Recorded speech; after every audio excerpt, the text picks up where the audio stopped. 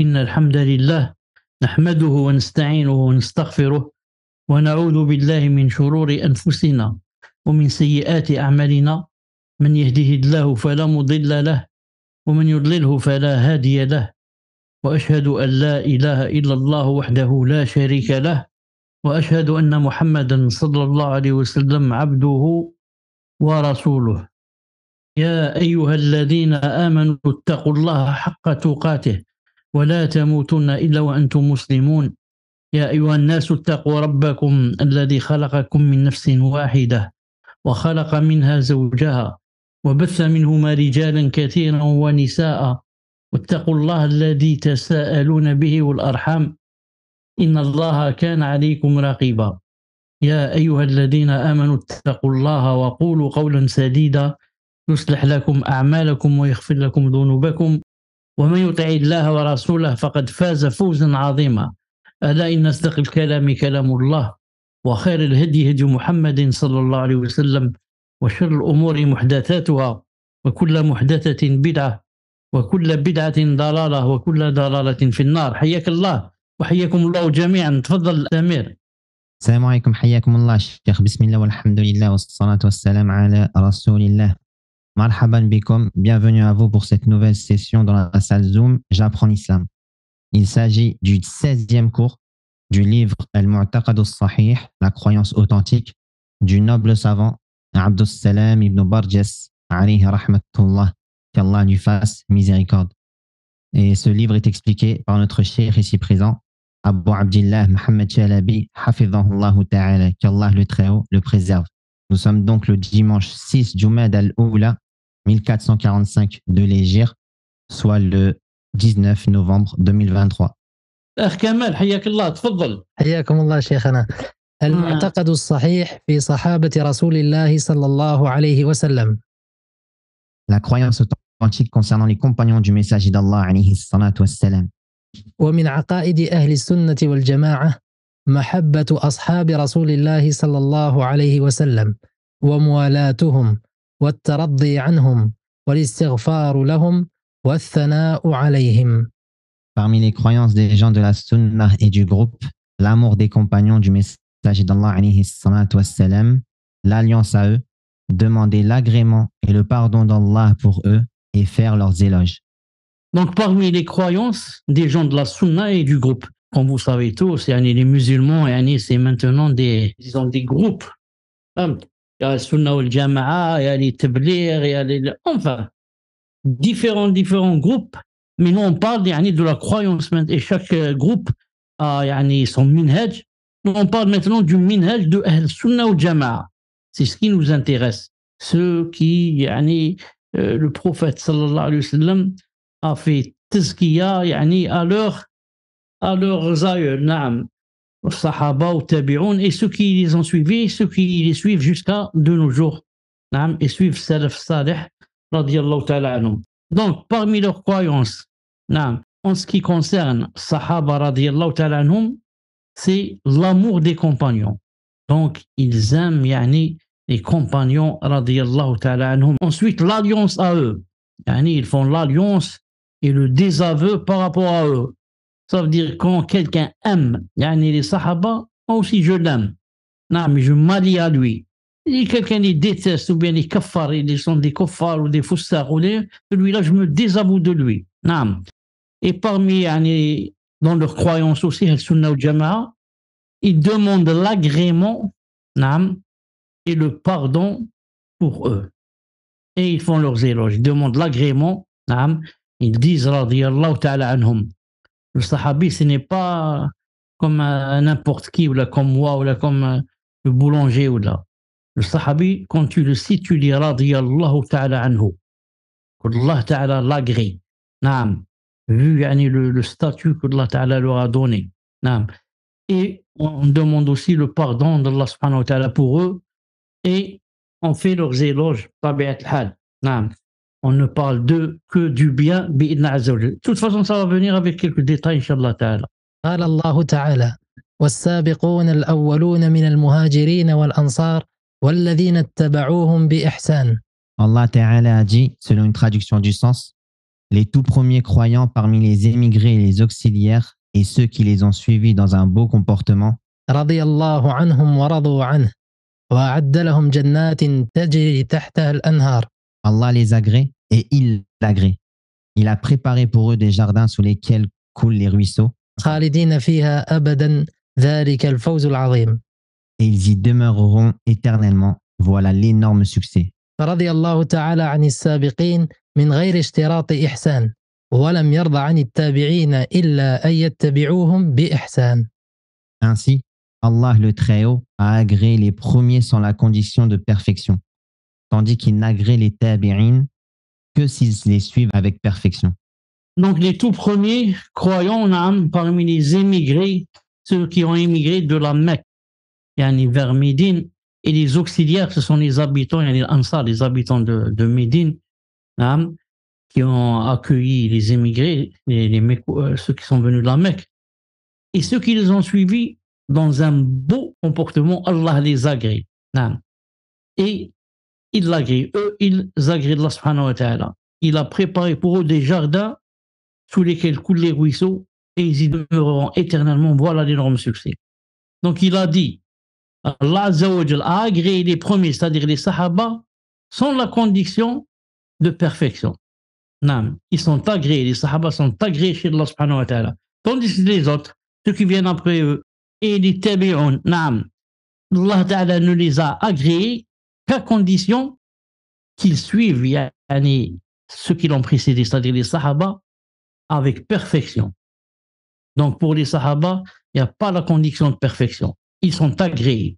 Naam, ils sont agréés. Naam, ce sont des oudoul, ce sont des dignes de confiance, des gens fiables. Naam, c'est pas la peine. Yani, ils sont eux-mêmes, bi'idn azza wa jal, très proches de la perfection humaine. Naam. Tandis que ceux qui les suivent, les tabi'un et les autres, ceux-là, hein, pour que Allah Ta'ala les agrée, il faut qu'ils les suivent yani, avec perfection. Naam.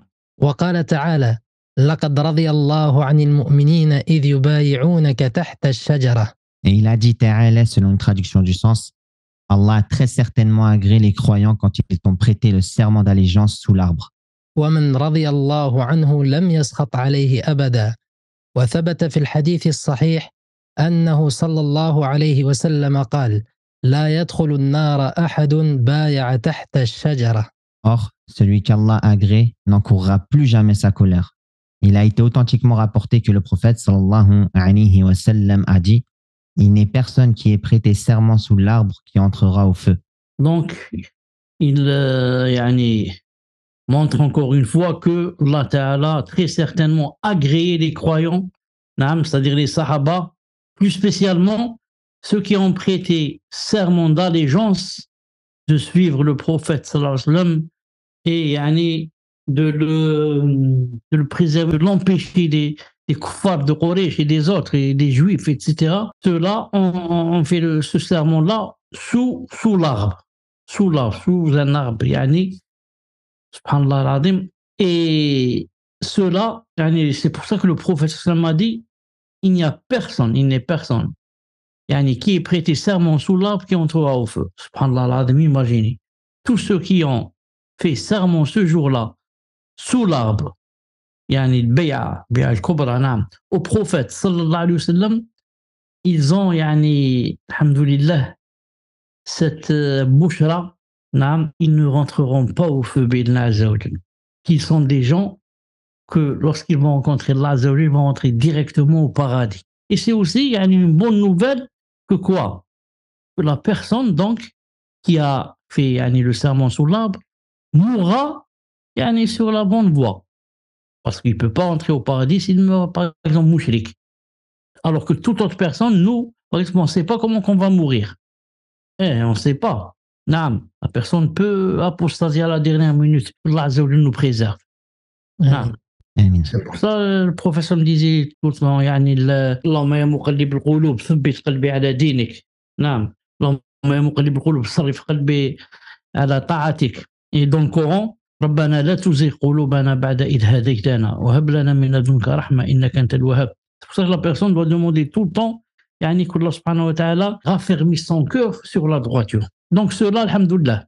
ils ont la grande nouvelle, la bonne nouvelle, qu'ils vont rentrer au paradis et encore sans passer par le feu. Car on peut rentrer au paradis en passant d'abord par le feu. تفضل. فضل المهاجرين. Le mérite des immigrés. وذكر الله المهاجرين ووصفهم بأنهم الصادقون. قال تعالى: للفقراء المهاجرين الذين أخرجوا من ديارهم وأموالهم يبتغون فضلا من الله ورضوانا وينصرون الله ورسوله أولئك هم الصادقون. Et Allah a évoqué les émigrés en les qualifiant de véridiques. Il a dit Ta'ala, selon une traduction du sens, il appartient aussi aux émigrés besogneux qui ont été expulsés de leur demeure et de leurs biens, tandis qu'ils recherchaient une grâce et un agrément d'Allah et qu'ils portaient secours à la cause d'Allah et à son messager. Ceux-là sont les véridiques. Ici, ce verset montre quel est le mérite de qui? De ceux qui ont émigré. De ceux qui ont émigré. Non, mais il est dans ce verset. Il appartient aussi aux émigrés besogneux qui ont été expulsés de leur demeure et de leurs biens, tandis qu'ils recherchaient une grâce et un agrément d'Allah et qu'ils portaient secours à la cause d'Allah et à son messager. Ceux-là sont les véridiques. Pourquoi ils ont été, Allah Ta'ala dit d'eux qu'ils étaient des véridiques et il leur a attribué ce qualificatif parce que tout simplement, si quelqu'un n'est pas véridique, il peut trouver une excuse, même si elle n'est pas valable ni plausible. On va lui dire, il faut quitter et faire la hijra vers Médine. Il va dire, moi, je suis malade et moi, j'ai pas là-bas, je connais personne et comment je vais faire là-bas? Ici où j'habite, j'ai une grande maison et j'ai une petite jara, j'ai un commerce, etc. Il commence à trouver des excuses. Non. Mais ceux-là, non. C'est pour ça qu'il a dit expulsés de leur demeure et de leurs biens. Non. Mais qu'est-ce qu'ils sont allés faire? Qu'est-ce qu'ils vont faire quand ils vont immigrer? Ils recherchent une grâce et un agrément d'Allah pour le visage d'Allah subhanahu wa ta'ala. Et ils savent que celui qui délaisse quelque chose pour Allah, Allah ta'ala va le compenser au mieux. Et ils partent aussi, ils font la hijra. Pourquoi? Pour porter secours à la cause d'Allah, à son dîn et à son messager sallallahu alayhi wa sallam. Ceux-là sont les véridiques. Ceux-là sont les véridiques. Naam, tfaddal. فضل الأنصار. Le mérite des Ansar. ثم ذكر الأنصار فقال تعالى: والذين تبوأوا الدار والإيمان من قبلهم يحبون من هاجر إليهم. Puis, il a évoqué les Ansar en disant, selon une traduction du sens, il appartient également à ceux qui, avant eux, se sont installés dans le pays et dans la foi, qui aiment ceux qui émigrent vers eux. ولا يجدون في صدورهم حاجة مما أوتوا ويؤثرون على أنفسهم ولو كان بهم خصاصة. Et ne ressentent dans leur cœur aucune envie pour ce que ces immigrés ont reçu, et qu'ils les préfèrent à eux-mêmes, même s'il y a pénurie chez eux. ومن يوق شح نفسه فأولئك هم المفلحون. Quiconque se prémunit contre sa propre avarice, ceux-là sont ceux qui réussissent. Donc il y a les émigrés et il y a qui? Et il y a les Ansar. Les émigrés, c'est les Sahaba qui ont quitté la Mecque pour Médine, qui ont fait la hijra. Et quand ils ont fait la hijra, il y a des gens qui les attendaient là-bas. C'est qui? C'est les Médinois. Ceux-là, si ce sont des Sahaba, on les appelle l'Ansar. l'Ansar. Pourquoi? Parce que ils ont fait la Nusra. Ils ont, disons, secouru le prophète sallallahu alayhi wa sallam et donc sa da'wa et donc l'islam aussi. Eux aussi, ils méritent les éloges. Quand tu fais hijra, prenons l'exemple de ceux qui font hijra, par exemple, de France et vont en Algérie ou là. Imagine la différence entre tu fais la hijra, par exemple, de France vers l'Algérie, tu arrives, tu connais personne, tu n'as pas d'argent, pas de maison, venu en famille, à peu près c'est comme ça s'est passé. Donc, où aller? Naam. Et imagine maintenant le deuxième cas, quelqu'un qui vient là-bas, de France, avec sa famille par exemple, et qui trouve ici toute l'aide. Trouve quelqu'un qui va lui dire, comme on dit, yani, Sahaba, viens, on va partager la maison, viens, on partage le salaire. Si tu ne travailles pas, le temps que tu travailles, on partage même les épouses, subhanallah al-azim, yani, dans le sens, si j'ai 2 épouses, je talaq, une. Et tu prends yani, la deuxième, tu te maries avec elle. Même il les faisait, yani, subhanallah al-azim, choisir.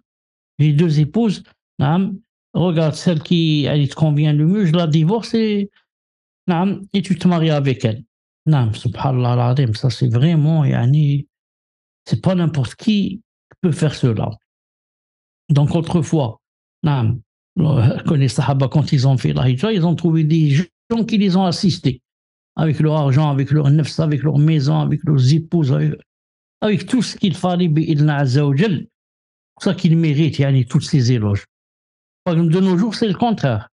Si quelqu'un sait qu'il y a, par exemple, quelqu'un qui va immigrer, par exemple, en Algérie, peut-être qu'il va l'attendre à l'aéroport, au lieu de lui dire, viens, yani, j'ai une maison, on va la partager, ou là, 2 épouses, ou là, ceci, cela, il doit lui dire, qu'est-ce que tu as ramené? Combien d'argent tu as ramené? Combien de kda? Enfin, on va partager, tu me donnes, tu me fais la sarf, en échange, ceci, cela. Vous voyez la grande différence entre l'Ansar et entre les gens d'aujourd'hui. Entre les gens d'aujourd'hui, Allah, la dunya, yani, qui est placée maintenant dans le cœur, Allah subhanahu wa ta'ala nous préserve. Donc ceux-là, yani, vraiment, ils méritent tous ces éloges. Et il a dit subhanahu wa ta'ala, et qui préfère, qui les préfère, ça veut dire les sahaba, ceux qui sont venus de la Mecque, ils les préfèrent à eux-mêmes. C'est-à-dire l'Ansar préfère les Muhajirin à eux-mêmes, même s'il y a pénurie chez eux. C'est descendu dans un verset où vraiment il n'y avait pas à manger et subhanallah, ils ont fait semblant de manger, etc. Mais c'est les invités qui ont mangé. Allah subhanahu wa ta'ala a fait descendre un verset. Il a dit quiconque se prémunit contre sa propre avarice, ceux-là sont ceux qui réussissent. Donc l'islam, c'est pas seulement parler, dire ceci, cela, je suis salafi, je suis pas salafi. Quand on passe aux actes, il n'y a rien. Salafi, c'est bien, il faut être salafi, alhamdoulilah. Mais les actes, où sont les actes? Où sont les aides? Où sont être avec son frère pendant quand il a des problèmes, quand il est malade, quand il est pauvre, tout ça, vraiment, on ne l'a pas, il faut dire la vérité, sauf vraiment quelques-uns que Allah Ta'ala a choisi. Sinon, maintenant, la plupart, même s'ils font connaissance, ils veulent faire connaissance avec quelqu'un qui est riche pour profiter de lui. Ou quelqu'un qui a un poste, un ministre ou un directeur général. Mais c'est pas beaucoup intéressant de nos jours de faire connaissance avec quelqu'un qui est pauvre, mais qui a du ilm, mais qui a... Ça, c'est pas beaucoup intéressant. Allah Ta'ala, nous aide et nous يهدينا الله يهدينا الله nous guide. آمين. إن شاء الله. ثم ذكر تعالى حال المؤمنين من بعدهم من الذين اتبعوا صحابة رسول الله صلى الله عليه وسلم بإحسان. Ensuite, Allah Ta'ala a évoqué l'état des croyants venus après eux, qui ont suivi les compagnons du messager d'Allah alayhi salatu wassalam avec perfection. فقال تعالى والذين جاءوا من بعدهم يقولون ربنا اغفر لنا ولإخواننا الذين سبقونا بالإيمان ولا تجعل في قلوبنا غلا للذين آمنوا ربنا إنك رؤوف رحيم. Il a dit Ta'ala selon une traduction du sens, et il appartient également à ceux qui sont venus après eux en disant Seigneur, pardonne-nous, ainsi qu'à nos frères qui nous ont précédés dans la foi, et ne mets dans nos cœurs aucune rancœur pour ceux qui ont cru. Seigneur, tu es compatissant et très miséricordieux. وقال تعالى محمد رسول الله والذين معه أشداء على الكفار رحماء بينهم. Et il a dit Ta'ala selon une traduction du sens, Mohammed est le messager d'Allah, et ceux qui sont avec lui sont durs envers les mécréants, miséricordieux entre eux. تراهم ركعا سجدا يبتغون فضلا من الله ورضوانا سيماهم في وجوههم من أثر السجود. Tu les vois inclinés, prosternés, recherchant d'Allah grâce et agrément. Leurs visages sont marqués par la trace laissée par la prosternation. ذلك مثلهم في التوراة ومثلهم في الإنجيل كزرع أخرج شطأه فآزره فاستغلظ فاستوى على سوقه يعجب الزراع ليغيظ بهم الكفار. Telle est leur image dans la Torah. Et l'image que l'on donne d'eux dans l'Évangile est celle d'une semence qui sort sa pousse, puis se raffermit, s'épaissit, et ensuite se dresse sur sa tige, à l'émerveillement des semeurs.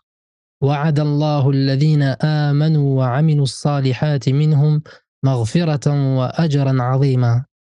Allah, par eux, entre parenthèses les croyants, remplit de dépit les mécréants. Allah promet à ceux d'entre eux qui croient et font de bonnes œuvres un pardon et une énorme récompense. Allah Ta'ala dit dans un verset, dans Sourate Al-Fath 29, Muhammadun Rasulullah. Muhammadun alayhi salam, c'est le messager d'Allah. Maintenant, il va parler un peu de qui? Des Sahaba radiyallahu ta'ala anhum, il va les décrire. Et ceux qui sont avec lui sont les Sahaba. Comment ils sont d'abord? Durs envers les mécréants, miséricordieux entre eux. Durs envers les mécréants. Quels mécréants? Les mécréants qui combattent l'islam. Pas les mécréants, par exemple, qui vivent dans des pays musulmans et qui donnent la jizya, etc. Mais ou les mécréants, les non-musulmans qu'on appelle, qui ont un pacte, par exemple, avec les musulmans. Non, il parle des mécréants qui combattent l'islam, combattent le prophète islam, les islamophobes. Il a dit, et les sahaba s'ils sont durs avec les mécréants, ils sont miséricordieux entre eux.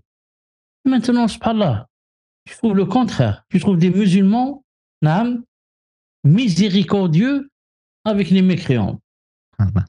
Quand il rencontre un mécréant, masha'Allah, monsieur, comment allez-vous, asseyez-vous, kada, je vous invite à ceci, cela. S'il rencontre un musulman ou l'ahya, il veut changer de trottoir. Il a dit, ensuite, regardez comment qui va les décrire Allah subhanahu wa ta'ala. Tu les vois, tarahum, inclinés, prosternés. Tu les vois, ça veut dire, en général, quand tu vois les sahaba, comment tu les trouves? Dans quelle situation? En train de faire la prière. Inclinés, prosternés. Tu les vois pas en train de jouer ou dans les cafés. Tu les vois la plupart du temps dans des ibadat. Inclinés, prosternés. Pourquoi? Pour que les gens disent d'eux, ils sont masha'Allah? Non. Ils recherchant d'Allah Azza wa Jal grâce et agrément. Voilà leur but. Ils font les ibadat, les adorations, dans le but de se rapprocher d'Allah subhanahu wa Jal et de pouvoir arriver à avoir son agrément et sa grâce. Leurs visages sont marqués par la trace laissée par la prosternation. Allah Ta'ala dit simahum fi wujuhihim min athari sujud. Simahum, la trace, simahum fi wujuhihim, sur leur visage. Dû à quoi? Min athar sujud. Marqué par, laissé par la prosternation. Mais le vrai sens de ce verset, c'est comme on dit les savants, c'est pas comme c'est cité ici, car il y a beaucoup de gens qui sont masha'Allah et qui n'ont pas la trace de la prosternation sur le visage. La trace, c'est quand on se prosterne beaucoup, et on reste un certain temps assez long, et à force de faire cela, on commence à avoir une trace comme ça, noire au-dessus du front, surtout ceux qui ont la peau fragile. Mais il y en a beaucoup qui n'ont pas ça, alors qu'ils prient plus que les autres, qui restent prosternés beaucoup plus que les autres. C'est pour ça que le vrai sens du verset simahum fi wujuhihim min athar sujud, leurs visages sont marqués par la trace laissée par la prosternation. Son vrai sens, c'est leurs visages sont marqués par la trace laissée par l'adoration. Le fait qu'ils adorent Allah subhanahu wa ta'ala avec ikhlas et avec sincérité, ils veulent vraiment le visage d'Allah subhanahu wa ta'ala, tu vois sur leur visage comme ça, comme un certain nour, tu vois une certaine lumière comme ça sur leur visage. Et vous avez remarqué, quand vous voyez un savant là, Vous trouvez ça sur son visage. Donc, c'est pas spécifique à la trace qu'il y a sur le front. Mais c'est la lueur et la ni'ma, le nord qu'on voit sur le visage de la personne. Pas spécialement même aussi sur le visage. Sur le comportement aussi de la personne. Une personne qui est vraiment, fait beaucoup d'adoration pour Allah, prie beaucoup, jeûne beaucoup, lit beaucoup le Coran, ne parle que du dhikr, fait beaucoup d'assises, fait. Je le trouve vraiment, il a un comportement vraiment, il est marqué, il laisse une trace comme ça sur lui. Non. Il a dit, telle est leur image dans la Torah. Ça, c'est ce que Allah Ta'ala, comment il l'aura décrit dans la Torah. Ensuite, comment il les a décrits dans l'Évangile.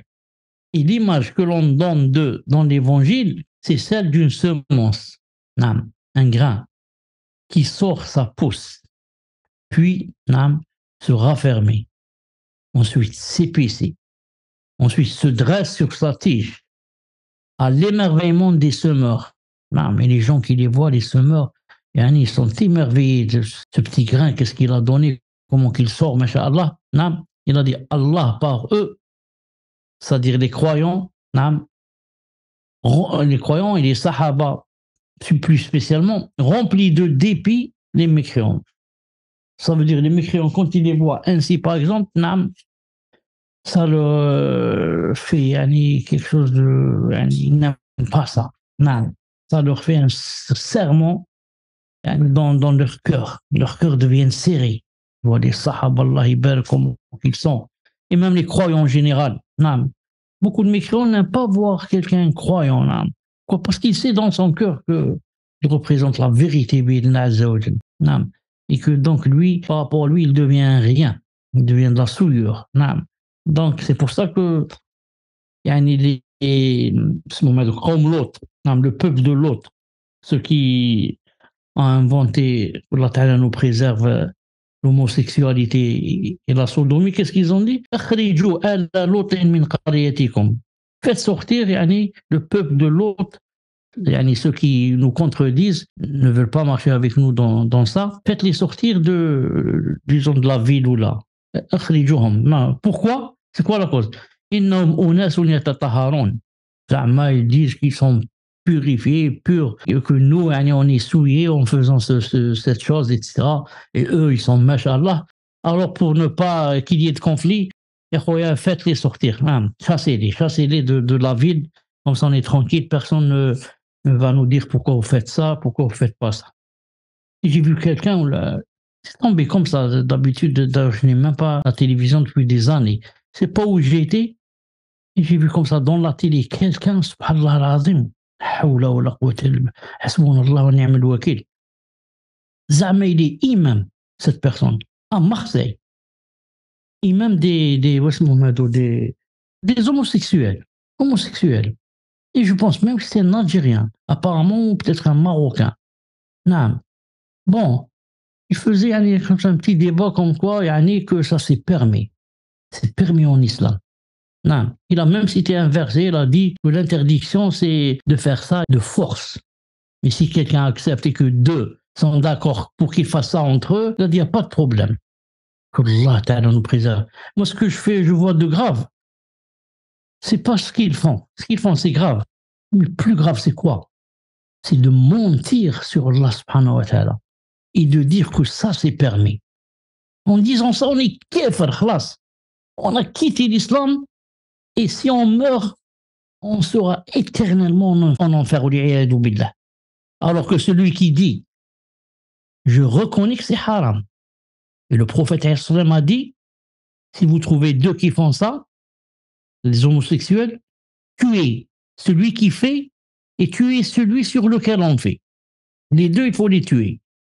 Donc, mais si la personne reconnaît et dit ça, je sais que c'est haram, c'est même grave, et moi je fais ça, je ne peux pas me retenir, ou là je suis faible, ou là. C'est beaucoup, beaucoup, beaucoup moins grave que quelqu'un qui va dire c'est halal. C'est halal, il va dire c'est pas haram. Naam. Et pour terminer avec cette personne, qu'Allah Ta'ala, moi qu'est-ce que je dis? Qu'Allah Ta'ala guide cette personne. Imaginez qu'on devienne un imam dans ce projet. C'est moi qui dis aux gens, je leur fais la da'wa, et je leur dis, ça c'est permis, et faites-le, et même c'est bien de le faire. Si au moins je le faisais moi-même, mais sans dire aux autres. Comme je connais quelqu'un, il m'a dit, moi je prends de la drogue, etc., mais je fais tout mon possible pour que personne ne tombe dans quoi je suis tombé. Contrairement à celui qui prend de la drogue ou là, il voudrait bien que les gens tombent comme lui. Non, comme ça, il est jaloux, il est hassid, il dit, c'est pas seulement moi qui vais en enfer ou là qui vais tomber malade. Et là, tu as dit dans le Coran,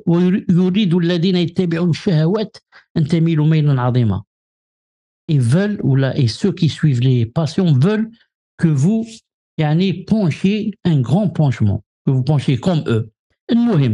Pour terminer, qu'est-ce que j'ai vu cette personne faire? La ilaha illallah, la ilaha illallah, Allah al-Musta'an, Allah al-Musta'an. Il a marié, il fait contrat de mariage à 2 filles. Le fille, disons, 18-20 ans. Et, subhanallah, il leur a fait un contrat de mariage. Ça veut dire que c'est permis que vous vous mariez. Et il a même lu la Fatiha ou quelque chose comme ça. Allah, subhanallah, Allah al-Musta'an. Et plus grave, ce qui m'a étonné, c'est que les 2 filles, toutes les 2 portaient un khimar sur la tête. Ça veut dire que peut-être sont même des sœurs ou là, Allahu a'lam. Peut-être que peut-être qu'elles ont été égarées, elles ne savent pas. Peut-être que dans leur cœur, elles croient que ça s'est permis. Ils disent, subhanallah, celui-là c'était imam. Il ne dit pas n'importe quoi. Ensuite, nous, quand on fait ça, on le fait avec la baraka du contrat de mariage. On ne l'a pas fait comme ça de nos têtes, comme des voyous. Non, parce que féminin de voyou, c'est pas voyelle. Il y en a beaucoup qui disent voyelle. Voyou. Et dans certains dictionnaires, voyoute, avec TES, pour le féminin. Ça, c'est vraiment grave. Allah Ta'ala guide cet imam et ceux qui sont dans cette même voie. Amen. Car Allah Ta'ala, si vous remarquez, d'ailleurs, je vous pose la question à Kamel ou à Samir. C'est quoi Allah Ta'ala, quel a été son châtiment ici dans cette dunya par rapport aux homosexuels? Dans le verset. Qu'est-ce qu'il a fait de Allah Ta'ala dans le verset? Qu'est-ce qu'il a dit? La ville où il y avait ces homosexuels au temps de l'autre, alayhi salam, Allah Ta'ala, il a envoyé des anges. Qu'est-ce qu'ils ont fait? Ils ont renversé la ville. Renversé de façon à ce que le haut de la ville soit devenu en bas. Les maisons, etc., se sont renversées de façon à ce que être vers le bas et la terre vers le haut. Pourquoi? Pour dire que, comme vous avez renversé ma loi, et j'ai dit que c'est interdit que vous fassiez cela. J'ai dit, celui qui veut faire avec contrat de mariage, homme avec femme et femme avec homme. Et non pas homme avec homme ou femme avec femme. Vous voulez donc renverser la nature, je vais renverser sur vous la ville. Et il a renversé la ville. Subhanallah al-Azim. Allah Ta'ala nous préserve. Amen. حكم من أبغض الصحابة. Le jugement de celui qui déteste les compagnons. قال الإمام مالك رحمه الله: من أصبح من الناس في قلبه غيظ على أحد من أصحاب رسول الله صلى الله عليه وسلم فقد أصابته الآية. L'imam Malik, qu'Allah lui fasse miséricorde, a dit: quiconque des gens trouve dans son cœur une haine contre l'un des compagnons du messager d'Allah sallallahu alayhi wa sallam, alors il est concerné par le verset. Ça m'a rappelé une chose, une fois j'étais dans la mosquée, et il y a eu quelqu'un parmi les homosexuels, il est rentré, il a prié 2 rak'at, ensuite il est venu s'asseoir à côté de moi, salam, comment ça va, les hadiths, kada, Allah Ta'ala, lui me faisait da'wa, Allah Ta'ala dit ceci, cela. Tout ceci, pourquoi? Parce qu'il y a eu un tremblement de terre. Un tremblement de terre, il a eu peur, il a couru vers la mosquée. Ensuite, je l'ai suivi parce qu'il n'était pas loin de mon quartier. Dès que les choses se sont calmées, il s'est renversé au layad billah. Donc, tchouf, L'Ibra, c'est quoi ici? C'est que, donc, il reconnaît dans son cœur qu'il est dans la faute. La preuve, quand il y a eu un tremblement de terre, donc il a eu peur. Il a dit, je vais mourir. D'ailleurs, mais il m'a dit dans la mosquée, est-ce que Allah Ta'ala pardonne à celui qui a fait ça? Je lui dis, Allah Ta'ala pardonne tout. Le moyen de mourir sur le tawhid, faire la tauba avant de mourir. Oui, naam, je me suis trompé, là, j'arrête ceci, cela. En bad, là, c'est renversé quand les choses se sont calmées. Donc, ce que je veux dire, conclusion, c'est que dans son cœur, il sait que c'est haram. Comme ici, certains gens ici, en Kabylie, chez nous, en Algérie, vous savez, il y a une grande dawa pour le christianisme. Alhamdoulilah, beaucoup, ça a beaucoup diminué. Pourquoi beaucoup ont été attirés vers le christianisme, ici en Algérie spécialement? Parce que ici, il y a des années, il n'y avait rien. Et donc tout le monde veut aller, je vais en Europe, je vais là-bas, il y a tout, il y a ceci, il y a cela. Il croit entre parenthèses et il rêve. Donc, il dit, j'ai une ruse très simple. Donc, je vais doucher les sœurs, comment ça s'appelle, les sœurs, les bonnes sœurs, et les hommes, je ne sais pas comment ça s'appelle. Et Zama, je suis venu pour embrasser le christianisme là, dans le but qu'on va lui donner de l'argent, bien sûr, et on va lui donner le visa très facilement, et bien sûr, il va aller en France. Donc, beaucoup ont rentré, ont embrassé Zama, le christianisme, Zama, c'est pour le christianisme, alors que c'est pas vrai. C'était pour un but mondain. La preuve, pourquoi j'ai cité ça? Comme avec l'homosexuel, dès que ça s'est calmé, il a oublié la mosquée. المهم هادو ceux qui sont rentrés avec le christianisme هادو, une fois il y a un grand, ça me fait rire de toute façon, une seconde.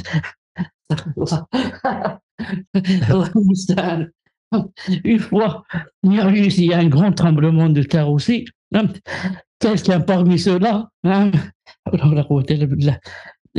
où il était chez eux, dans le monastère, il a commencé à lever la main et dire La ilaha illallah, Muhammad Rasulullah, la ilaha illallah, la ilaha illallah. Il y a eu un tremblement de terre, au moment du tremblement de terre. Donc, la nature, c'est la nature. L'islam, il est dans ton cœur. N'essaye pas de dire je suis chrétien, je n'ai pas chrétien parce qu'il est rentré juste pour la dunya. La preuve, un petit tremblement de terre, il a levé la main, il a commencé à dire Shahadun la ilaha illallah, Shahadun Muhammad Rasulullah. Donc sûrement, on a dû le chasser. À partir de ce jour, المهم, continue. وقال تعالى والذين آمنوا وهاجروا وجاهدوا في سبيل الله والذين آووا ونصروا أولئك هم المؤمنون حقا لهم مغفرة ورزق كريم. Allah Ta'ala a dit, sur une traduction du sens, et ceux qui ont cru, émigré et lutté dans le sentier d'Allah, ainsi que ceux qui leur ont donné refuge et porté secours, ceux-là sont les vrais croyants. À eux le pardon et une récompense généreuse. Donc, comme j'ai dit tout à l'heure, c'est pas seulement parler, mais c'est avoir des positions. Naam. Ceux-là, il a dit, ils ont cru, mais aussi émigré. Ils luttaient dans le sentier d'Allah. Naam. Et, comme vous savez, par exemple en France, il y a beaucoup de gens qui ont les moyens d'émigrer, ils ne veulent pas émigrer. Ils ont des moyens. Même si tu as des moyens pour une année seulement, il te dit que Allah Ta'ala ne va pas t'ouvrir ses portes ici. Tu as fait la hijra pour son visage, il va te délaisser comme ça dans la rue. Naam. Donc il y en a qui disent non, moi pour que je parte, il faut que j'ai déjà l'argent d'une maison, l'argent d'une voiture, Il a dit donc, ceux-là, ceux qui ont cru, ils ont émigré, ainsi que ceux qui leur ont donné refuge et porté secours. Quand quelqu'un immigre vers ton pays, si tu lui donnes refuge, et tu lui portes secours, même si je ne peux pas avec l'argent là, au moins pour le diriger, pour lui montrer où il faut aller, où il ne faut pas, qu'est-ce qu'il faut faire, faut pas faire, pour les papiers, pour ceci, pour cela. C'est déjà une aide, une grande aide. Donc Allah Ta'ala parle ici toujours des Sahaba qui ont fait la hijra et de ceux qui les ont attendus là-bas à Médine et leur ont porté secours. Il a dit, ceux-là sont les vrais croyants. sont des vrais croyants. C'est comme s'il veut dire que ceux qui ne font pas ça sont des croyants, mais vraiment, ce n'est pas ceux qui ont la perfection. Il a dit à eux, à ceux-là, le pardon et une récompense généreuse, les attend bi'idhnillah subhanahu wa ta'ala. Naam. تفاضل الصحابة. La supériorité des compagnons les uns par rapport aux autres. وقال تعالى في الصحابة مبينا فضيلة من أنفق من قبل الفتح وهو صلح الحديبية وقاتل من أنفق من بعد وقاتل وكلا من المنفقين قبل الفتح وبعده وعد الله الجنة. Allah Ta'ala a parlé au sujet des compagnons en clarifiant la supériorité de ceux qui ont dépensé avant l'ouverture et le pacte d'Al-Hudaybiyah et qui ont combattu, sur ceux qui ont dépensé et combattu plus tard. Et pour tous ceux-là qui ont dépensé avant l'ouverture et après, Allah leur a promis le paradis. قال تعالى لا يستوي منكم من أنفق من قبل الفتح وقاتل أولئك أعظم درجة من الذين أنفقوا من بعد وقاتلوا وكلا وعد الله الحسنى والله بما تعملون خبير. On ne peut comparer cependant celui d'entre vous qui a donné ses biens et combattu avant la conquête. Ces derniers sont plus hauts en hiérarchie que ceux qui ont dépensé et ont combattu après. Or, à chacun, Allah a promis la plus belle récompense et Allah est grand connaisseur de ce que vous faites. Donc, Allah Ta'ala a parlé au sujet des compagnons, Sahaba radiyallahu ta'ala, en clarifiant la supériorité de ceux qui ont dépensé avant l'ouverture, avant Fath, avant la conquête de la Mecque. L'ouverture, ça cloche mal dans mon oreille. Fath, la conquête, Fath Mecca. Il a dit qu'il y a le pacte d'Al-Hudaybiyah. Ceux qui étaient présents dans le pacte d'Al-Hudaybiyah, de très très grand pacte entre le Rasoul sallallahu alayhi wa sallam et Quraysh, et qui n'ont pas accepté au prophète sallallahu alayhi wa sallam qu'il fasse Umrah cette année-là et qu'il rentre vers la Mecque. Et le prophète sallallahu alayhi wa sallam était obligé de faire un pacte avec eux très connu chez les ulama, un pacte qui apparemment donne beaucoup d'avantages aux kuffars par rapport aux croyants. Alors que le prophète sallallahu ne signe pas un pacte comme ça de sa tête, sans le wahy, sans la révélation. Il sait que même si apparemment ça donne beaucoup d'avantages aux kuffars et pas aux musulmans, c'est le contraire qui va se passer. Et c'est ce qui s'est passé. Ça s'est passé le contraire, justement, exactement.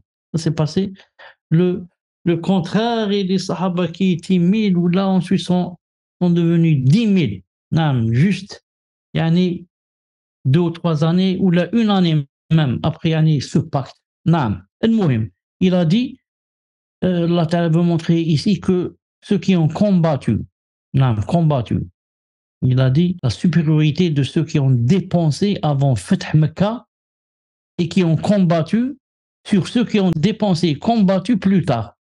Donc il y a une grande différence entre quelqu'un qui dépense fi sabilillah et qui combat fi sabilillah avant l'autre. Ceux-là, les premiers, ils ont dépensé et combattu quand ils étaient faibles, du coup forts, etc.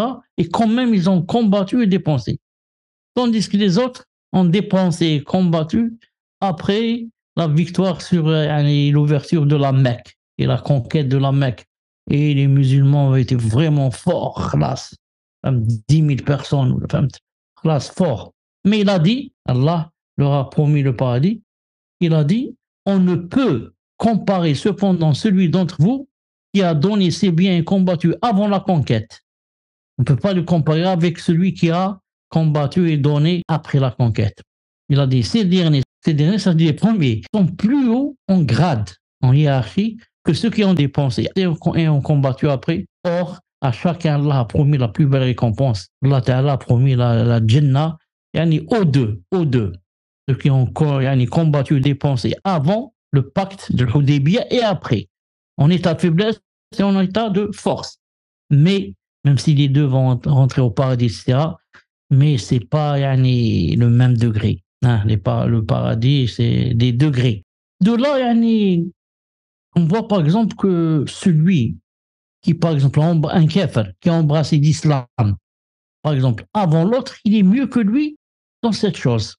Il est mieux que celui qui embrasse l'islam, il est kafir, il embrasse l'islam aujourd'hui, cette année, et l'autre va devenir musulman dans 10 ans. Le premier est mieux que l'autre en ce sens, dans cette chose-là. Regardez, même pour Salat, Nam, si on veut faire passer quelqu'un qui va nous guider dans la prière, on voit celui qui connaît mieux le Coran. Ensuite, on voit celui qui connaît mieux le fiqh, c'est-à-dire la sunna. Ensuite, on voit, comme a dit le hadith, yani, aqdamukum hijra. Nam. On voit celui qui a fait la hijra avant l'autre. Donc, ensuite, on voit celui qui est plus âgé, etc.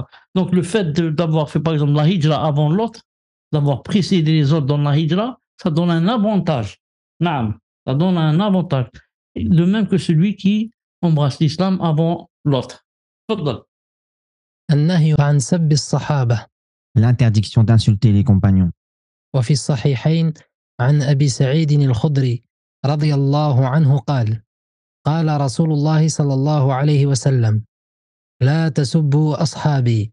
وفي لفظ لمسلم: لا تسبوا أحدا من أصحابي، فلو أن أحدا أنفق مثل أحد ذهبا ما بلغ مد أحدهم ولا نصيفه. Dans les deux recueils authentiques, d'après Abu Sa'id al-Khudri, qu'Allah l'agrée, il dit: le messager d'Allah alayhi salatu wassalam a dit: n'insultez pas mes compagnons. Et dans une version chez Muslim, n'insultez personne parmi mes compagnons. Certes, si quelqu'un dépensait l'équivalent de Uhud en or, cela n'atteindrait pas le moud de l'un d'eux, ni même sa moitié. والمد ربع الصاع والنصيف نصف المد، والمعنى ما بلغ هذا القدر اليسير من فضلهم ولا نصيفه. Et le moud correspond au quart du sa'. Le sens est qu'ils n'atteindraient pas cette petite quantité de leur vertu, ni même sa moitié. Petite définition de sa'. Un sa' correspond à 4 moods. Et le moud correspond au volume que peuvent contenir les deux mains jointes d'un homme de corpulence moyenne. C'est comme dans la zakat de l'Aïd, l'Aïd al-Fitr. Qu'est-ce qu'on sort? 5 000. On sort un sa' par personne. Ça veut dire on prend comme ça les deux mains, on les joint et on fait 4 fois. On joint les deux mains et ce qui contient 4 fois. Ça donne un sa'. Ça donne un sa'. C'est ça le sa'. Donc ici, il a dit n'insultez pas mes compagnons. N'insultez pas mes compagnons. Qu'en est-il ceux qui non seulement les insultent, mais ils disent d'eux ce sont des kuffars, comme disent les rawafid. Allah Ta'ala les maudisse. Et les guides aussi. Ils disent que tous les sahaba ont apostasié après la mort du prophète sallallahu alayhi wa sallam, sauf 7. Tous les autres, Omar, Uthman, Abu Bakr, tous ce sont des kuffars. Qu'Allah Ta'ala nous préserve. Et il a dit n'insultez personne parmi les compagnons. Ensuite, il montre, certes, si quelqu'un dépensait l'équivalent de Uhud, la montagne d'Uhud, une grande montagne, Uhud.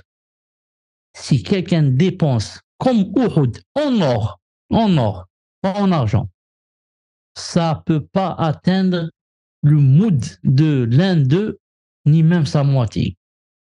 Un sahabi, il joint ses deux mains et il prend 4 fois. 1, 2, 3, 4, et il donne peut-être en grains.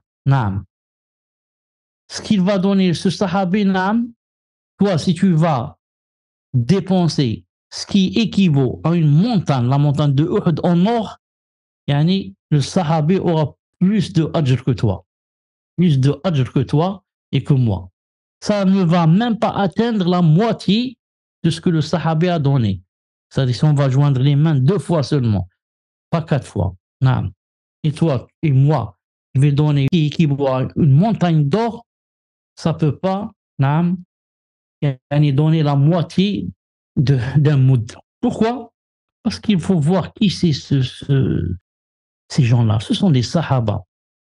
Les sahaba, ce sont la cause que l'islam nous soit arrivé. S'ils n'avaient pas fait ça avec le prophète, ne l'avaient pas soutenu, ne l'avaient pas secouru, l'islam, comment il peut s'étendre comme ça et se propager? Donc, ils ont une grande importance dans le fait que l'islam ne soit pas venu de par leur biais, bi'idhnillah subhanahu wa ta'ala. C'est pour ça qu'ils donnent juste un peu, Allah Ta'ala lui compte beaucoup, beaucoup, beaucoup. Naam. Quant à nous, on s'est réveillés, on a trouvé nos parents musulmans. Naam. Ensuite, j'ai vu mon père ou ma mère prier, je dis, je vais faire comme elle. Ensuite, ça a commencé peut-être par comme ça, imitation. Naam. C'est pas comme eux qui sont sortis du kufr vers l'islam avec conviction. Ils ne se sont pas arrêtés à cela, mais ont dépensé leur argent et ont combattu jusqu'à beaucoup d'eux sont morts. Morts, ils ont laissé leur vie, leur âme, et pour que nous vivions comme ça, musulmans, bi'idhnillah subhanahu wa ta'ala. شهادة رسول الله صلى الله عليه وسلم لهم بالخيرية. Le messager d'Allah sallallahu alayhi wa sallam a témoigné de leur supériorité. وفي الصحيحين أيضا عن عمران بن حسين رضي الله عنه أن النبي صلى الله عليه وسلم قال: خير الناس قرني ثم الذين يلونهم ثم الذين يلونهم. قال عمران: لا أدري أذكر بعد قرنه قرنين أو ثلاثة. Dans les deux recueils authentiques également, d'après Imran ibn Hussein, qu'Allah l'agrée, le prophète alayhi salatu wassalam a dit: les meilleurs des gens sont ma génération, puis ceux qui la suivent, puis ceux qui les suivent. Imran a dit: je ne sais plus s'il a mentionné après sa génération 2 ou 3 autres. ثم إن بعدهم قوما يشهدون ولا يستشهدون ويخونون ولا يؤتمنون وينظرون ولا يوفون ويظهر فيهم السمن. Puis, après eux viendra un peuple qui témoigne alors qu'ils n'ont pas de témoignage véridique. Ils trahissent et ne rendent pas le dépôt. Ils formulent des vœux et ne les honorent pas. Et apparaît sur eux la grosseur. Donc, le prophète sallam lui-même a témoigné de la supériorité des Sahaba. Puis Sahihayn, le prophète sallam a dit, dans les deux recueils, les meilleurs des gens sont ma génération, Sahaba. Puis ceux qui la suivent, les tabi'in, leurs fils, leurs enfants. Puis ceux qui les suivent, les enfants des enfants, des tabi'in. Donc, les meilleurs des gens sont ma génération. Imagine, le prophète dit comme ça. Il leur donne une tazkiya. Khayrun nas qarni. Tazkiya. C'est pour ça que tous les sahaba sont des oudoul, sont des gens dignes de confiance, sont des gens fiables. Alhamdulillah. C'est vraiment une spécificité, vraiment. Il a dit, Imran a dit, je ne sais plus s'il a mentionné après sa génération 2 ou 3 autres. Parce que, en vérité, il y a un hadith où il dit, les meilleurs des gens sont ma génération, puis ceux qui la suivent, puis ceux qui la suivent, puis ceux qui la suivent. Comme ça, 3 fois après les Sahaba bi'idhnillah azza wa jalla. Donc, il a dit, puis après eux viendra un peuple. Après cela viendra un peuple qui témoigne alors qu'ils n'ont pas de témoignage véridique. Dans un autre hadith, qui témoigne alors qu'on ne les appelle même pas au témoignage. Il vient et il court pour témoigner. Il t'a dit de venir témoigner. Déjà, le témoin, il a des conditions. Tu crois que n'importe qui peut témoigner. Maintenant, tu vas par exemple à la mairie, tu trouves quelqu'un, il te dit Barakallahu fik, si vous pouvez témoigner avec moi. Je témoigne quoi? Que par exemple, mon épouse ne travaille pas. Samahni akhi. Il faut que je te connaisse d'abord et que je sache que ton épouse ne travaille pas. Comment je peux moi témoigner d'une chose que je ne sais pas? Alors que Allah Ta'ala dit dans le Coran, وَمَا شَهِدْنَا إِلَّا بِمَا عَلِمْنَا وَمَا كُنَّا لِلْغَيْبِ حَافِظِينَ. Et on ne témoigne, ou là on a témoigné que de ce qu'on connaît. Comment je témoigne? Ou là quelqu'un, Samahni barakallahu fik, tu peux témoigner avec moi en quoi? Que je ne travaille pas. Et comment je peux témoigner avec toi? Allah, moi je ne te connais même pas. Où je sais si tu travailles pas. Donc ça, c'est vraiment grave. Et ensuite, même dans la loi, si jamais je témoigne avec toi que tu ne travailles pas, ensuite, ça apparaît que tu travailles. Donc toi, tu as une infraction, tu peux aller en prison, et le témoin aussi, il a peut-être la même infraction. et peut-être aussi le même châtiment, la même punition. المهم, il a dit, ils trahissent ceux qui vont venir après eux, hein, ils trahissent et ne rendent pas le dépôt. Tu lui laisses un dépôt, il te trahit, il te dit, je l'ai perdu, ou là, il s'est brûlé, ou là, il ne te rend pas ton dépôt, c'est pas là. Et il formule des vœux et ne les honore pas. Apparaît sur eux la grosseur.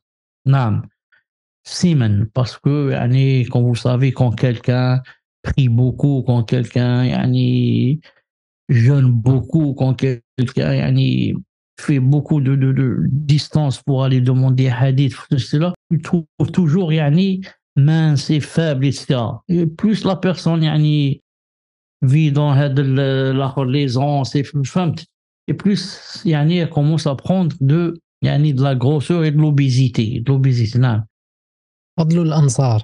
Le mérite des Ansar. وفيهما عن أنس رضي الله عنه أن النبي صلى الله عليه وسلم قال: آية الإيمان حب الأنصار وآية النفاق بغض الأنصار. Dans les deux recueils authentiques encore, d'après Anas qu'Allah l'agrée, le prophète sallallahu alayhi wa sallam a dit: le signe de la foi est l'amour des Ansar, et le signe de l'hypocrisie est la détestation des Ansar. Donc, celui qui aime l'Ansar, c'est une preuve, Inch'Allah Ta'ala, un signe de la foi. Et le contraire est vrai aussi. Et si quelqu'un déteste les Ansar, c'est un signe de l'hypocrisie ou l'iyadu billah. Et les Rawafides, ils détestent les Ansar, bien sûr. Ils détestent les Muhajirin, comment qu'ils ne détestent pas les Ansar. Zid. وفيهما عن البراء بن عازب رضي الله عنه أن النبي صلى الله عليه وسلم قال في الأنصار: لا يحبهم إلا مؤمن ولا يبغضهم إلا منافق، من أحبهم أحبه الله ومن أبغضهم أبغضه الله.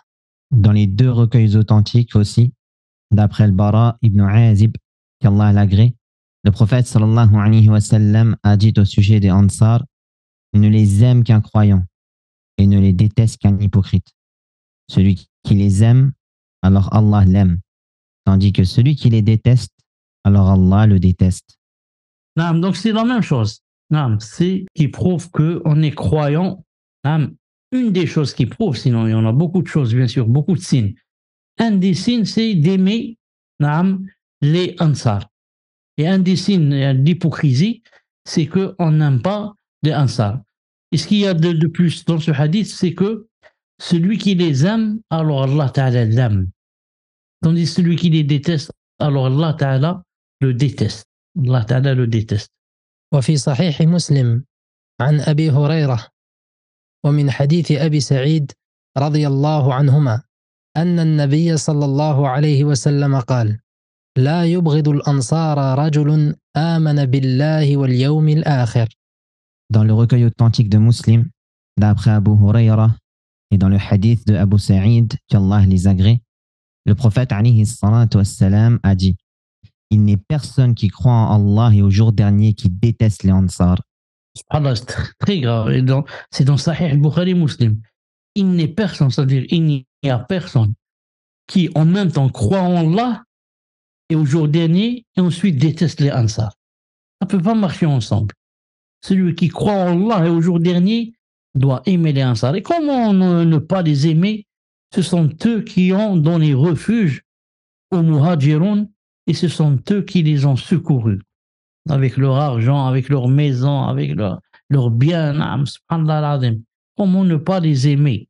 Naam. فضل أهل بدر. Le mérite des gens de Badr. وفي الصحيحين من حديث علي بن أبي طالب رضي الله عنه أن النبي صلى الله عليه وسلم قال في قصة حاطب بن أبي بلتعة: إنه قد شهد بدرا وما يدريك لعل الله اطلع على أهل بدر فقال: اعملوا ما شئتم فقد غفرت لكم. Dans les deux recueils authentiques, dans le hadith de Ali ibn Abi Talib, qu'Allah l'agrée, le prophète sallallahu alayhi wa sallam a dit au cours de l'histoire de Hatib ibn Abi Balta'a: il a certes assisté à Badr. Et qu'en sais-tu? Peut-être Allah a-t-il regardé les cœurs des gens de Badr et dit: œuvrez comme vous le voulez, je vous ai certes pardonné. Maintenant, c'est le mérite des gens de Badr, ceux qui ont assisté assisté à Badr, la grande bataille, la première, bien sûr. C'était une grande leçon pour les kuffars. Naam. Et Abu Jahl est mort dans cette bataille, bien sûr. Dans les deux recueils authentiques, Sahih Muslim Bukhari, d'après Ali ibn Abi Talib, que le prophète sallam a dit au cours de l'histoire de Hatib ibn Abi Balta'a. Hatib ibn Abi Balta'a était un sahabi. Et qu'est-ce qu'il a fait, subhanallah al-azim? Il a su que le prophète sallam et les compagnons, bien sûr, allaient faire une bataille. Naam. Il a donné des informations aux kuffars.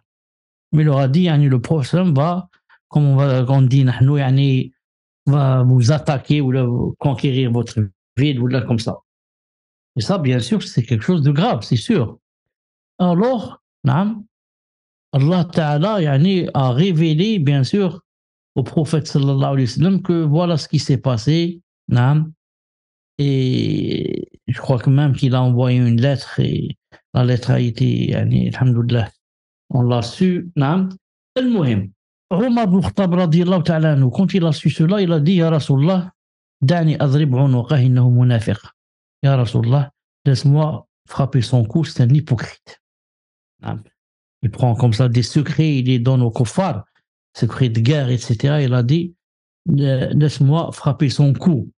Alors ici, le prophète a demandé d'abord à Hatib, lui a dit, qu'est-ce qui t'a poussé à faire cela? Alors regardez, le prophète ne juge pas comme ça sans établir la preuve sur la personne et sans essayer de comprendre. Peut-être cette personne a des raisons, peut-être c'est quoi? D'abord la version, ensuite on juge. C'est comme si vous voulez dire au marathon, on voit pourquoi il a fait ça. C'est pas comme ça, on prend directement l'épée, on frappe son cou. Il lui a dit, qu'est-ce qui t'a poussé à faire comme ça, ya Hatib? Il lui a dit, ya Rasulallah, Wallahi, ce n'est pas que je n'aime pas l'islam, ni parce que j'aime le kufr ou l'iyadu billah. Il a dit, mais tout juste quelque chose par rapport à la dunya. Il a dit, tous les sahaba qui sont avec toi, ils vont partir là-bas, ils ont tous quelqu'un de la famille qui peuvent les assister, etc. Il a dit, sauf moi, je n'ai personne de ma famille là-bas chez les kuffars. Alors j'ai pensé qu'en disant comme ça, il m'assisterait ou là, quelque chose comme ça. C'est-à-dire à cause de la dunya. C'est pas à cause que j'aime que les kuffars, que ce soit eux qui aient la victoire sur les musulmans. Il a dit jamais. Naam. Alors le prophète sallam a dit, il a certes assisté à Badr. Il a dit, Hatib ibn Abi Balta'a a assisté à Badr. Naam, la première bataille. Comme on a dit tout à l'heure, les premiers qui sont présents et qui acceptent d'assister, etc., ce sont les meilleurs. Ce n'est pas comme celui qui n'assiste pas à la première bataille, ni la deuxième, ni ensuite la 6e bataille. Là, il va dire, je commence par là. La première bataille, il était présent, Hatib ibn Abi Balta'a. Et le prophète dit, constitue, Ya Omar, peut-être Allah Ta'ala a regardé les cœurs des gens de Badr et a dit, faites ce que vous voulez, œuvrez comme vous voulez, je vous ai certes pardonné. Ça veut dire, n'oublie pas, Ya Omar, que le fait d'assister à Badr, ça annule beaucoup, beaucoup de péchés. Ça annule beaucoup de péchés. Et pas n'importe qui peut assister à Badr.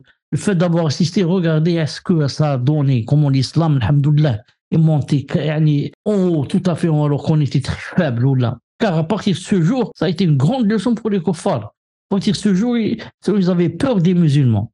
Et le mohim, ce qu'on prend de cela, c'est que ce n'est pas, comme disent les takfiriyon ou là, si tu dis n'importe où là, juste une petite aide ou là au kafir ou là, tu deviens kafir. Ils appellent ça des aveux, etc. Et de là, ils disent que les Koweïtiens, par exemple, ou les sites, je crois, les Saoudiens, ils ont fait appel aux Américains pour les aider contre Saddam ou là, quelque chose comme ça, Saddam de l'Irak. Ils ont dit ça rentre dans le coffre. Non, pourquoi? Il a dit parce que tu t'es fait assister par un kafir. Alors que ce n'est pas vrai. On s'est fait assister par un kafir. Pourquoi? Pour pousser un mal pour les musulmans. Je ne me suis pas fait assister par un kafir contre les musulmans. Voilà la grande différence. si jamais les États-Unis, les Américains ou là, les chrétiens ou là, pour combattre les musulmans, ça devient une apostasie. Mais si j'appelle les Américains pour m'aider, juste contre quelqu'un qui veut me tuer mon peuple et prendre nos épouses, etc., j'ai pas de force, j'ai pas pour le contrer, je fais appel aux Américains là. Ils ont dit c'est pas grave s'il n'y a pas de musulmans qui veulent aider. Ils ont dit même que les savants disent c'est même permis de leur donner de l'argent. D'ailleurs, ils vont pas venir comme ça pour rien. Il faut leur donner de l'argent là pour qu'ils viennent. Non, mais ça n'a rien à voir avec la religion. Je n'ai pas demandé leur assistance pour combattre les musulmans, mais pour combattre un musulman, s'il est musulman, parce que certains disent qu'il n'est pas musulman, comme Saddam Hussein, non. Et pour nous, alhamdoulilah, il est mort en disant Shahadu la ilaha illallah Muhammad Rasulullah. Al-Muhim, donc c'est contre une personne et une armée qui est venue faire de grands mashakil et causer un grand carnage dans mon pays. Donc c'est pas à cause de l'islam qu'a le président Saddam Hussein, ni pour combattre les guerriers les soldats qui vont venir avec lui à cause de leur islam, non. Parce que ce sont de méchants hommes qui sont venus pour prendre notre terre et prendre notre pays. Et d'ailleurs, ils ont fait ravage. Ils ont fait ravage avec les vols et les viols. Pas combien qu'ils ont violé de femmes et de jeunes filles et les meurtres et ceci et cela. Allah Ta'ala nous préserve. فضل أصحاب بيعة الرضوان. Le mérite de ceux qui ont participé à l'allégeance de Ridwan. وفي صحيح مسلم عن جابر بن عبد الله رضي الله عنه قال: أخبرتني مبشر أنها سمعت النبي صلى الله عليه وسلم يقول عند حفصة: لا يدخل النار إن شاء الله من أصحاب الشجرة أحد الذين بايعوا تحتها، وكان عددهم أكثر من 1400 من جملتهم أبو بكر وعمر وعثمان وعلي. Dans le recueil de Muslim, Jabir ibn Abdillah, qu'Allah l'agrée, rapporte: Mubashir m'a informé avoir entendu le prophète alayhi salatu wassalam dire chez Hafsa: aucun de ceux qui ont prêté allégeance sous l'arbre n'entrera au feu, si Allah le veut. Leur nombre dépassait les 1400 personnes, avec parmi eux Abu Bakr, Omar, Uthman et Ali. Donc ça, on a vu tout à l'heure quand on a parlé des gens, de ceux qui ont fait l'allégeance sous l'arbre. Naam. Donc ceux-là, ils ne rentreront pas au feu. C'est une grande bouchra. Naam, alhamdulillah. Très bonne nouvelle, alhamdulillah, que je sache que je ne vais pas rentrer au feu. Donc, entre parenthèses, que je vais rentrer au paradis, sans passer par le feu, et que, entre autres aussi, je vais mourir musulman, alhamdulillah. Et donc, ils étaient combien? Ils étaient 1400 personnes à avoir fait l'allégeance. Parmi eux, Abu Bakr, Omar, Uthman et Ali, les 4 grands khalifes après le prophète sallallahu alayhi wa sallam. Naam. ترتيب الصحابة في الفضل. L'ordre des compagnons dans leur mérite. ويعتقد أهل السنة أن خير هذه الأمة بعد نبيها أبو بكر الصديق ثم عمر الفاروق، وهذا إجماع من الصحابة والتابعين لم يختلف فيه أحد منهم. Les gens de la Sunna ont la ferme croyance que le meilleur de cette communauté, après son prophète alayhi salatu wassalam, est Abu Bakr Siddiq, le véridique, puis Omar al-Farouq. Cela fait l'objet du consensus des compagnons et des successeurs, c'est-à-dire tabi'in. Personne d'entre eux n'a divergé sur ce point. Donc il y a un consensus ijma' que par rapport au mérite, d'abord c'est Abu Bakr, ensuite Omar.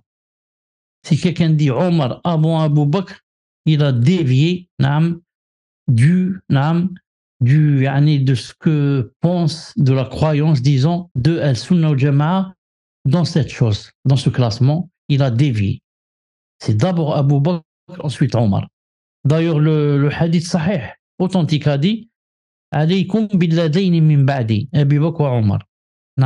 c'est-à-dire suivez les deux qui seront après moi. Il les a classés, il a dit Abu Bakr wa Omar. Naam. Alors, qu'en est-il ceux qui disent que non, le premier c'est pas Abu Bakr, c'est qui? C'est Ali ibn Abi Talib.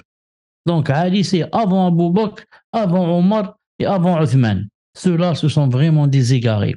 La preuve, dans le Sahih al-Bukhari aussi, et même dans le Sahih al-Bukhari, je ne suis pas très sûr, mais dans le Sahih et dans le Kafi, le grand livre des Rafidites, dans leur livre, c'est cité que Ali ibn Abi Talib lui-même, entre parenthèses, 90%, c'est dans le Bukhari. Donc, dans leur livre, Ali ibn Abi Talib lui-même, qui, entre parenthèses, ils adorent, a dit que celui qui dit ou qui me devance sur Abu Bakr, et je crois qu'il a dit Omar aussi, il a dit je fouette son dos. Mais les Rawafid, non, n'acceptent pas ça. Même si c'est dans leur livre, si c'est quelque chose contre leur croyance, ils disent non, ils disent cette version est faible. Alors que c'est dans leur livre, subhanallah al-azim, et dans leurs livres les plus connus, comme nous, Sahih al-Bukhari Muslim. Naam. Zid. وقد تواتر النقل عن أمير المؤمنين علي بن أبي طالب. Voilà. C'est là, donc je savais pas que c'était là. تفضل لا. عن أمير المؤمنين علي بن أبي طالب رضي الله عنه أن خير هذه الأمة بعد نبيها أبو بكر ثم عمر. Il est rapporté massivement de la part de l'émir des croyants, Ali ibn Abi Talib, qu'Allah l'agrée, qu'il a dit: le meilleur de cette communauté après son prophète, alayhi salatu wassalam, est Abu Bakr, puis Omar. Et comme j'ai dit dans leur livre, c'est cité que lui qui me fait devancer sur eux, je le fouette. Subhanallah al-azim. زيد les gens de la sunna. ويثلث أهل السنة بعثمان بن عفان ويربعون بعلي بن أبي طالب رضي الله عنهما. Les gens de la Sunnah placent Uthman ibn Affan en troisième et Ali ibn Abi Talib en quatrième. Qu'Allah les agrée. Donc, il y a un consensus de Al-Sunnah al-Jama'a que pour le classement de ces 4 califes, il y a un consensus que Abu Bakr c'est le premier, Omar c'est le deuxième. Un consensus classe. Sur ça, on ne peut pas parler, on ne peut pas faire d'ijtihad ni rien. Reste par rapport à Uthman, radiyallahu ta'ala anhu, et Ali. Est-ce qu'on devance Uthman ou bien on devance Ali? Non. Il y a eu une divergence entre les savants par rapport à ça. Ensuite, la plupart de Al-Sunnah al-Jama'a disent que le classement c'est comme ça: Abu Bakr, Omar, Uthman et Ali. Non, Abu Bakr, Omar, Uthman et Ali radiyallahu ta'ala anhum. À la fin, il n'y a plus cette divergence entre Uthman et Ali. Est-ce que c'est Ali avant Uthman ou Uthman avant Ali? Cette divergence existait au début. Ensuite, elle n'a plus lieu. Tous les Sunnah al-Jama'a maintenant, de nos jours, de nos temps, disent le classement c'est Abu Bakr, Omar, Uthman, Ali radiyallahu ta'ala anhum. Voilà, Inch'Allah ta'ala, pour le cours d'aujourd'hui. On va se rencontrer, Inch'Allah ta'ala, très bientôt dans un prochain cours. Barakallahu fikum, jazakumullahu khayran. Pour tous les admins et ceux qui étaient présents avec nous. Subhanakallahumma bihamdik. Ashhadu an la ilaha illa ant, astaghfiruka wa atubu ilayk. Assalamu alaykum wa rahmatullahi wa barakatuh. عليكم السلام ورحمة الله وبركاته. أحسن الله إليكم شيخنا. شكر الله لكم. بارك الله فيكم. جزاكم الله خير. واش راه يقول؟ كاس كيل دي؟ بارك الله فيكم. بلال. السلام عليكم شيخ. وعليكم السلام، راك بخير؟ لاباس. واش راك تاكل الحلوى؟ ناكل بطاطا مقلية. بطاطا مخلية، الله يبارك لي فخيت، الله يبارك. قولها زيد لك شوية بيض من فوق باش تولي فريت اومليت خير. السلام عليكم ورحمة الله. السلام ورحمة الله شيخ، جزاكم الله خير، أحسن الله بكم، بارك الله فيكم وفي علمكم شيخ. جزاك الله خير.